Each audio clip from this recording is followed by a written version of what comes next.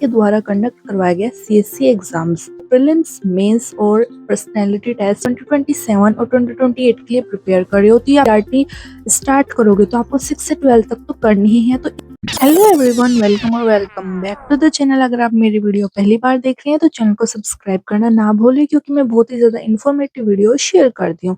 तो चलो स्टार्ट करते हैं। तो आज का टॉपिक होने वाला है how to prepare for UPSC exams as a beginner.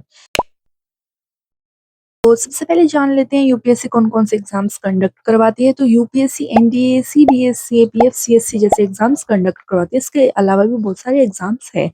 तो आज की वीडियो का मेन टॉपिक होने वाला है यूपीएससी के द्वारा कंडक्ट करवाया गया सीएससी एग्जाम्स, जो 3 स्टेज में डिवाइड होता है, प्रीलिम्स, मेंस और पर्सनैलिटी टेस्ट, जिसको आप इंटरव्यू भी बोलते हो।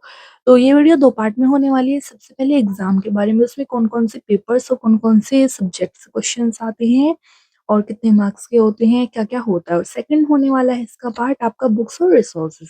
तो चलो वीडियो को स्टार्ट करते हैं और वीडियो का एंड तक जरूर देखना, क्योंकि बहुत ही ज्यादा इंफॉर्मेटिव होने वाली है। तो फर्स्ट मैं आपको बताऊंगी जो ये एग्जाम है इसके बारे में। आप यूपीएससी का सीएससी एग्जाम्स और स्टेट पीसीएस के एग्जाम्स को एक साथ लेकर चल सकते हैं, क्योंकि दोनों का सेम ही सिलेबस होता है। बस स्टेट में आपका स्टेट पर्सपेक्टिव से क्वेश्चन थोड़े ज्यादा आ जाते हैं। तो अब बात करते हैं इसकी प्रीलिम्स स्टेज की। तो प्रीलिम्स स्टेज में आपके 2 पेपर होते हैं, पेपर 1 एंड पेपर 2। पेपर 1 सबसे ज्यादा इंपॉर्टेंट होता है, क्योंकि वहां से आपकी कट ऑफ बनती है, that is GS, general studies. Paper 2 आपका सी सेट होता है, जिसके बारे में मैं आपको कभी फिर बताऊंगी। तो पेपर 1 में आपके आपके सब्जेक्ट्स आते हैं geography, polity, history, economy, general science, international relations और आपका करंट अफेयर्स, जो सबसे ज्यादा रोल प्ले करता है। बात कर लेते हैं इसको कैसे स्टार्ट करना है, प्रिपेयर करना, और क्या क्या आपके रिसोर्सेज होने चाहिए।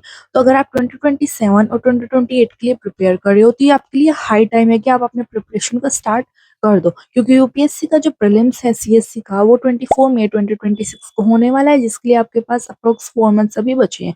तो आप अगर 2027 या फिर 2028 में एग्जाम देने वाले हैं तो अपनी प्रिपरेशन स्टार्ट कर दीजिए। तो यूपीएससी का नाम आता है तो सबसे पहले आपकी बुक या फिर रिसोर्स होती है एनसीईआरटी। एनसीईआरटी आपको स्टार्ट करनी चाहिए सबसे पहले, क्योंकि वहां से आपका बेस बनता है, आपके बेसिक्स कंसेप्ट क्लियर होते हैं और आपका फाउंडेशन स्ट्रॉन्ग होता है।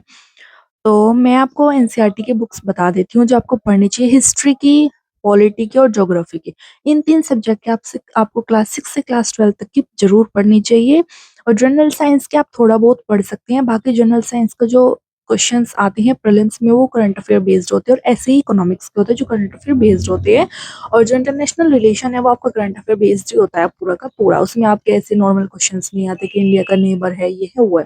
वो आपका पूरा करंट अफेयर बेस्ड होता है। तो आपको वो देख लेना चाहिए, इंडिया का जियोपॉलिटिक्स, वर्ल्ड में क्या रोल है, ये सब आपका करंट अफेयर से होगा। तो एनसीईआरटी मैं आपको बता देती हूँ, बहुत ही अच्छा रिसोर्स जो है ओसवाल बुक्स की एनसीईआरटी वन फॉर ऑल, जिसमें आपको क्लास 6 से क्लास 12 तक की एनसीईआरटी सिर्फ एक बुक में मिल जाएगी। आपको हर एक क्लास के लिए, हर एक सब्जेक्ट के अलग अलग एनसीईआरटी परचेज करने की जरूरत नहीं है। मैंने स्क्रीन पे मेंशन कर दिया, उनकी बुक्स हर सब्जेक्ट के लिए अवेलेबल है। मेरे पास अभी हिस्ट्री, ज्योग्राफी, पॉलिटी और साइंस की बुक है, और ये मैंने पढ़ भी ली है। और इकोनॉमी की मैंने अभी नहीं लिया, वो मैं बाद में लूंगी। और अभी बहुत ही अच्छा ऑफर चल रहा है, आप इनको परचेज जरूर करना। लिंक मेरे बायो में भी है और डिस्क्रिप्शन में भी है।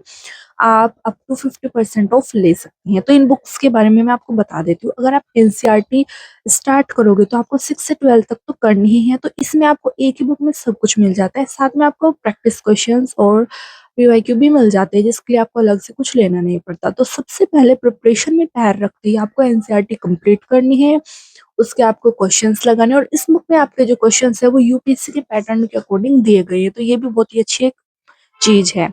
साथ में आपको जिस टॉपिक से, जो से चैप्टर से प्रीवियस क्वेश्चंस में पूछे गए हैं कुछ क्वेश्चंस, वो भी इंक्लूडेड है, तो ये भी बहुत अच्छी बात है। तो आप एनसीईआरटी में पैसा वेस्ट मत करो, ओसवाल की एनसीईआरटी लो जो बेस्ट है। और फिर आप अपना एनसीईआरटी के बाद में इंटीग्रेटेड स्टडी स्टार्ट कर देना प्रीलिम्स और मेंस के लिए, जिसमें आप थोड़ी थोड़ी आंसर राइटिंग कर सकते हो, हफ्ते में 1-2 क्वेश्चंस लिखना। तो अब मैं इस वीडियो को कंक्लूड करती हूँ। तो if you planning to start your UPSC preparation, तो अभी हाई टाइम है, आप स्टार्ट कर दीजिए, क्योंकि अभी 2026 का प्रीलिम्स है 24 मई को। तो उससे पहले आप अपना फाउंडेशन स्ट्रॉन्ग कर लीजिए, जो एनसीईआरटी से होगा। एनसीईआरटी आप स्टार्ट कर दीजिए क्लास 6 से क्लास 12 तक की, जिसके लिए सबसे बेस्ट रिसोर्स है NCERT one for all by Oswal books, क्योंकि इसमें आपको एक ही बुक में सारे क्लास के एनसीईआरटी मिल जाएगी, अलग अलग बुक नहीं लेना पड़ेगा। इसमें आपको प्रैक्टिस क्वेश्चन, एमसीक्यू सब मिल जाएगा। मैंने स्क्रीन पर सब कुछ दे दिया है, लिंक मेरे बायो में और डिस्क्रिप्शन में है। और मेरे इंस्टाग्राम पर मुझे फॉलो कर लीजिए, क्योंकि वहाँ मैं आपको शेड्यूल, इंपॉर्टेंट टॉपिक्स, बुक्स वगैरह, ऑफर वगैरह सब कुछ बताती रहती हूँ, तो मुझे वहाँ पे फॉलो ज़रूर कर लेना। तो मिलते हैं नेक्स्ट वीडियो में, और आप मुझे कमेंट में ज़रूर बताना नेक्स्ट वीडियो रिसोर्सेज पर लाऊं या फिर इंपॉर्टेंट टॉपिक्स पर या फिर कुछ और। So thank you for watching.